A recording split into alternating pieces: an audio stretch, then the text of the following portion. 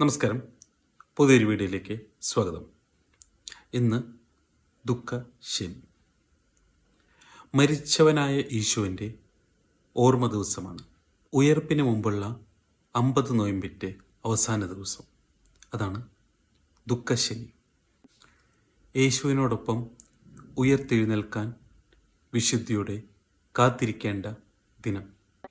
പാപത്തിൻ്റെ ഇരുളിൽ നിന്നും വിശുദ്ധിയുടെ വെളിച്ചത്തിലേക്ക് കടക്കുവാൻ തീവ്രമായി പ്രാർത്ഥിക്കാനാണ് ഈ ദിവസം മാറ്റിവെക്കേണ്ടത്.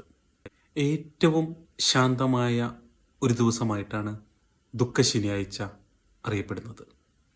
ഈശോയെ പടയാളികൾ തടവിലാക്കിയ സമയത്ത് പല വഴിക്ക് ഓടി രക്ഷപ്പെട്ട ശിഷ്യന്മാർ വീണ്ടും ഒത്തുചേർന്നത് ദുഃഖ ശനിയാഴ്ചയാണെന്നൊരു ചരിത്രമുണ്ട്.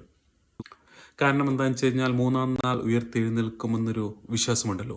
അതുകൊണ്ട് പിറ്റേ ദിവസം, അതായത് സൺഡേ, ഈസ്റ്റർ ദിനത്തിൽ ഉയർത്തെഴുന്നേൽക്കുന്നത് കൊണ്ട് ശിഷ്യന്മാർ കാത്തിരുന്നതായിരിക്കാം എന്നും ചരിത്രത്തിൽ പറയുന്നു.